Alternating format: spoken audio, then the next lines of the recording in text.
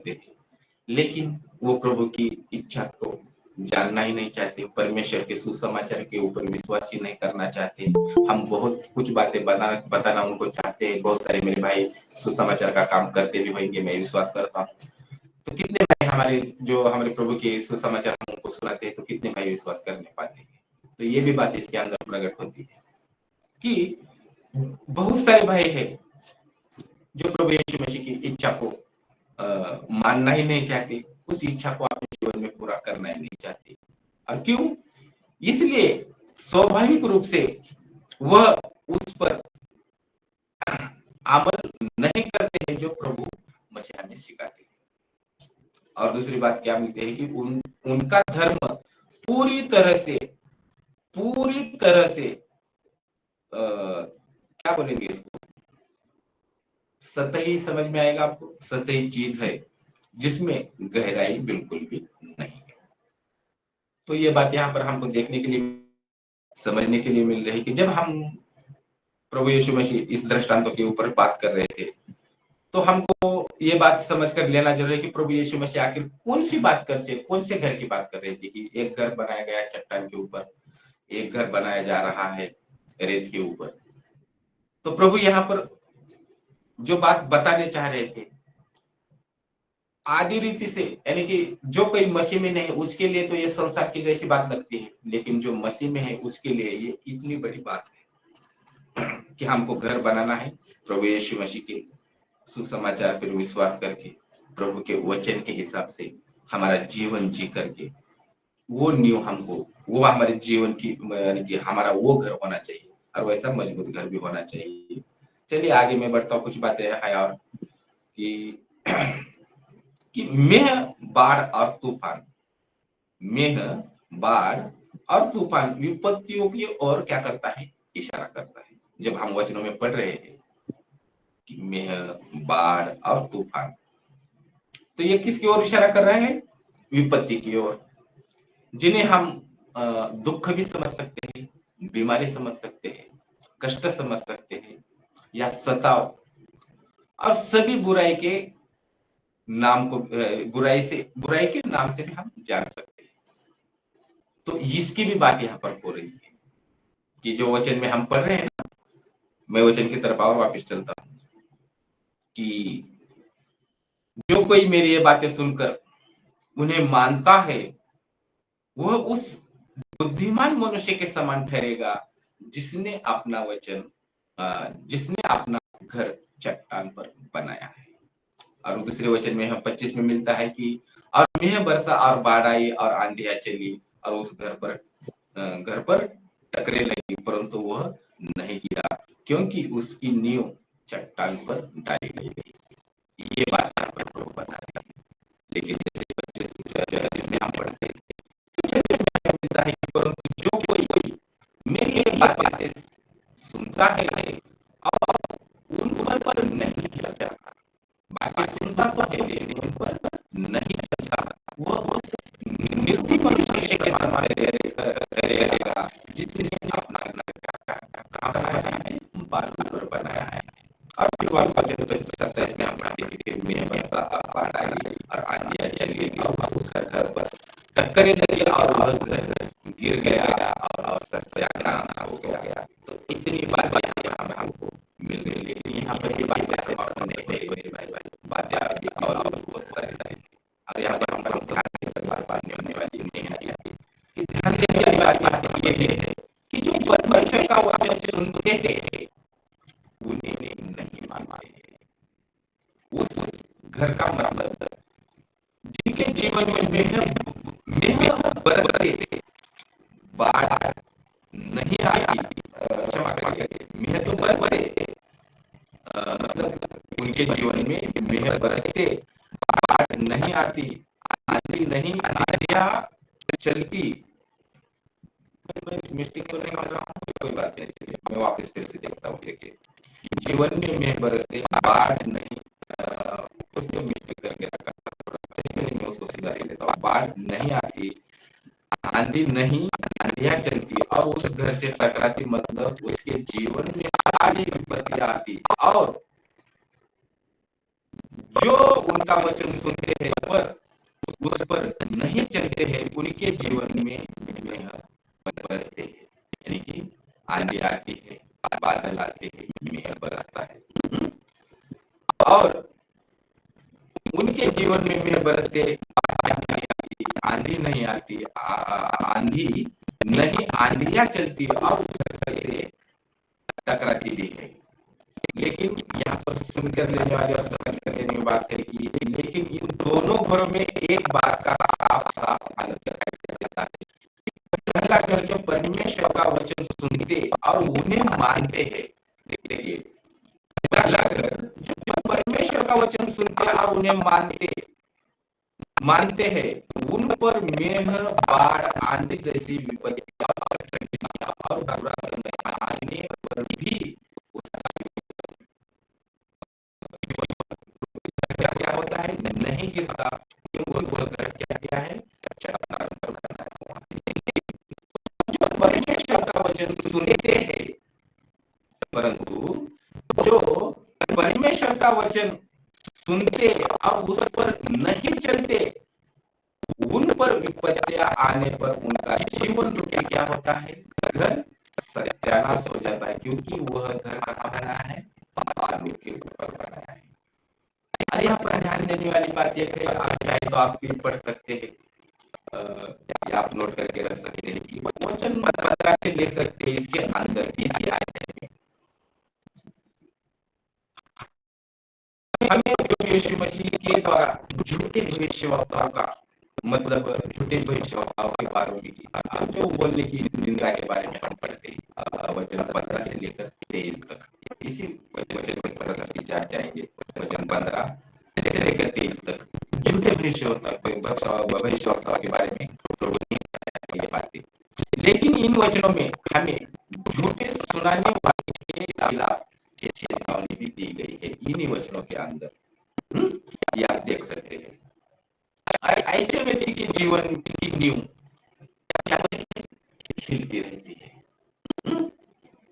वह जो सुधार यानी कि वह जो आधार चुनता है, वह उसके अपने विचार या भावनाएं या उसके अपने धार्मिक विचार या सिद्धांत भी हो सकते हैं। कैसे हर एक मनुष्य की अपने धार्मिक अलग अलग विचार रहते हैं, वो अपने विचारों पे चलते रहते हैं, उनके धार्मिक सिद्धांत अलग अलग रहते हैं या उनकी धार्मिक भावनाएं अलग अलग रहती है।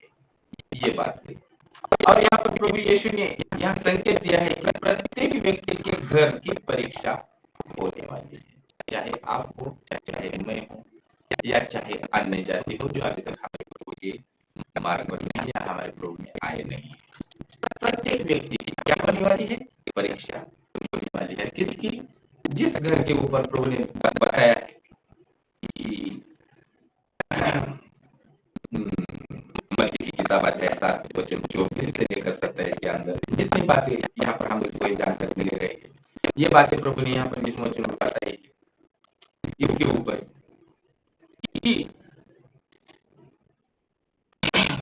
क्षमा करिए 2 मिनट।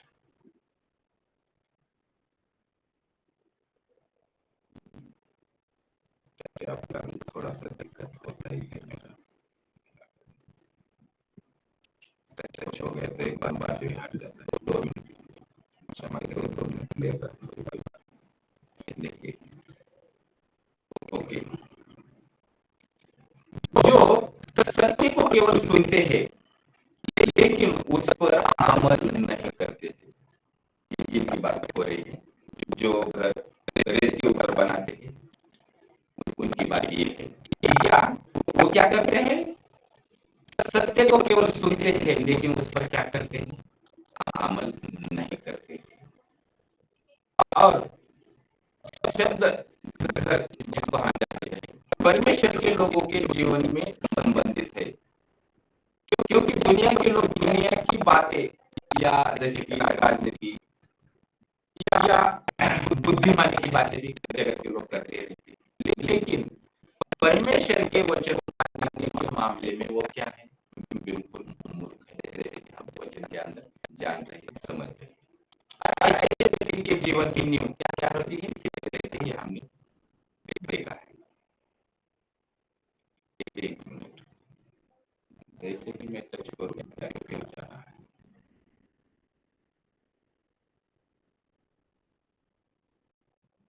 चलिए कोई बात नहीं। और यहाँ पर हम आगे कि ऐसे व्यक्ति के जीवन की नींव क्या होती है, खिलती रहती है। वह जो आदम चुनते हैं वह उसके अपने विचार या भावनाएं या उनके अपने धार्मिक सिद्धांत या विचार हो सकते हैं और होते भी है। ये हमारे जाएगा यहाँ तक आ गए थे, चलिए कोई बात नहीं। अब प्रभु यीशु ने यहाँ संकेत दिया कि प्रत्येक व्यक्ति के घर की क्या होगी, परीक्षा होने वाली, चाहे वो आप हो चाहे मैं हूँ या संसार का कोई भी व्यक्ति हो। और बात यहाँ पर होती है बारिश, बाढ़ और हवा, इसके हर हिस्से का परीक्षण करेंगे। और जब इसका परीक्षण किया जाएगा तो जिसके ऊपर इसे बनाया गया है वह प्रकट किया जाएगा। और इसके ऊपर अगर कुछ बातें आपको जाननी है कि परीक्षण के टाइम पे कैसी घड़ी आती है और कैसी कैसी बातें होती है, चाहे तो आप नोट करके रखिए। आयुब की किताब आती है ये इसकी बात देखिए, और यहाँ पर आपको पढ़ने के लिए मिलेगा जैसे आयुब जीवन में जैसे अध्याय हम पढ़ते थे उसी जीवन में बड़े बड़े संकट आना स्टार्ट हो गए। स्टार्टिंग से होती है, बस 2005-6 वचन पढ़ने के बाद तुरंत उसके जीवन में ऐसी कुछ घड़ी आती है आयुब के जीवन में। आयुब का जितना भी संपत्ति सब कुछ बचे, सब कुछ और एकदम कुछ हो जाता है उसका जीवन। देखिए दोनों अध्याय में आपको यही मिलता है। जब ऐसा तूफान आयुब के जीवन में जैसा आया, ये बात यहाँ पर इसकी हमको जानने के लिए पढ़ने के लिए मिल सकती है। आयुब के जीवन से आप जान सकते हैं आयुब फिर कैसा आ सकता है। तो पढ़िए, आप नोट करके रखिए आयुब की अध्याय का 2। और कैसे यिर्मयाह को पीटा गया था, यिर्मयाह को पीटा गया था। और ये बात लिखी है कहाँ पर, विलाप गीत अध्याय 1 से लेकर 24 तक।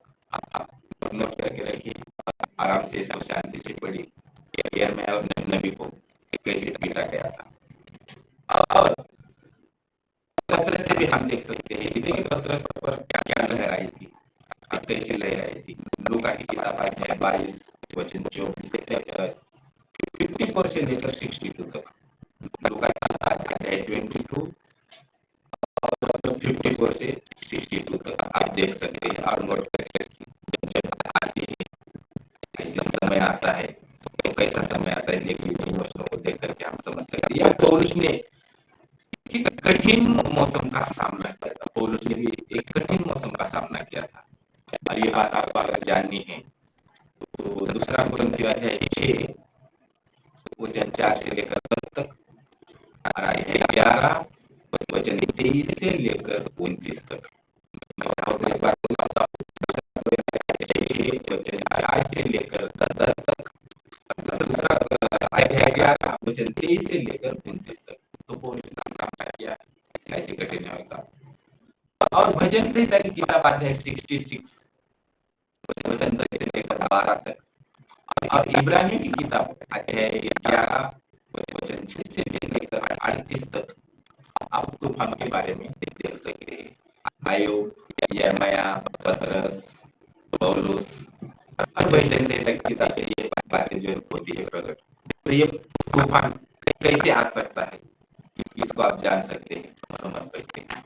और ये बात हमको भी पता होनी चाहिए। हम मसीह जीवन को स्टार्ट किए हैं, हमारी नींव कहाँ डाली जा रही है, हम बालू पे डाली जा रही है, रेत पर डाली जा रही है, आज हम भी अपने आप को जान सकते हैं, समझ सकते हैं। चलिए अब आगे चलते हैं।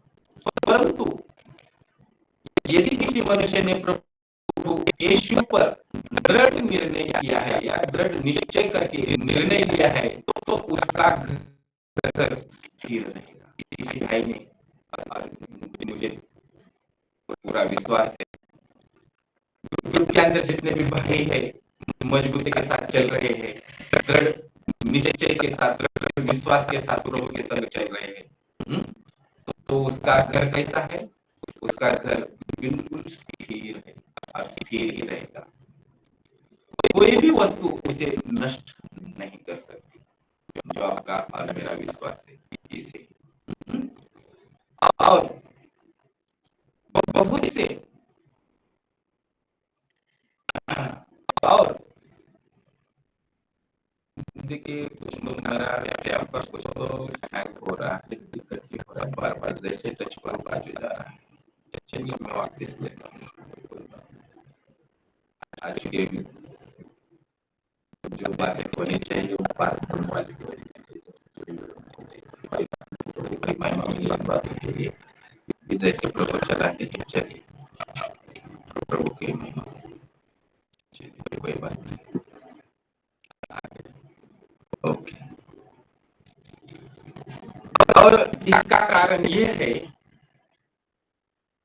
जो बातें हम जा रहे हैं कि बहुत से क्या है, बहुत से धार्मिक घर जिन पर लोग गर्व करते हैं, और गर्व कैसे करते हैं आपको पता है, हम सुसमाचार लेकर के जाते हैं तो उनके है ये वाला वो वाला ऐसा वाला वैसा वाला, उनकी बहुत सारी धार्मिक भावनाएं रहती है। और बहुत से धार्मिक घर जिन पर वे लोग क्या करते हैं, गर्व करते हैं। उस दिन एक बड़ी दुर्घटना के सामने गिरेंगे, जिस दिन हमारे प्रभु यीशु मसीह न्याय करने के लिए बैठेंगे। और जब प्रभु इस संपातों का, और इसके बारे में लास्ट में वचन आने वाला है, मैं आपको बता ही दूंगा कि प्रभु हमारे न्याय करने वाली हर कैसे करने वाली, यदि आपको जानने के लिए मिलने वाला है कि इस कारण यह है कि यहाँ पहाड़ी उद्देश्य पद 26 में बताया गया है कि प्रभु यीशु मसीह की शिक्षाओं पर नहीं बनाए गए थे, यानी कि प्रभु यीशु मसीह ने पहाड़ी उद्देश्य दिया था। पद 26 में आप देख सकते हैं, चाहो तो पढ़ करके बहुत से भाइयों ने प्रभु यीशु मसीह की शिक्षाओं पर क्या किया था, घर नहीं बनाया था। क्या क्या किया था, वो घर बालों के ऊपर बनाया गया था, यानी कि रेत के ऊपर बनाया गया था। इसके लिए प्रभु वहां पर एक बड़ी बड़ी बात वहां पर बता रहे थे। लेकिन प्रभु यीशु मसीह ने इस उपदेश या किसी अन्य शिक्षा में अपनी शिक्षा नहीं दी कि हम केवल उसकी प्रशंसा करें या उसे सुने या उसके बारे में बोले या लिखे, लेकिन हम उसके अनुसार कार्य भी कर सके। यदि हम ऐसा ही नहीं करते तो अपना आपदा ही एक परिणाम है। और आइए हम सुनिश्चित करें कि हमारा घर उस दृढ़ता से बना है कि हम केवल उसी पर भरोसा करते हैं, उससे सच्चा प्यार करते हैं और दिल से उसकी आज्ञा पालन करते हैं। इसकी, हमारे प्रभु यीशु मसीह की। इसलिए प्रभु यीशु मसीह ने हमें एक चेतावनी दी है, और यहाँ पर हमें जानने के लिए मिलता है इसी के अंदर। और आगे की भी कुछ बातें हैं उसको भी रखेंगे, बस थोड़ा समय रह गया है, वैसे भी हम एंड पे आ गए।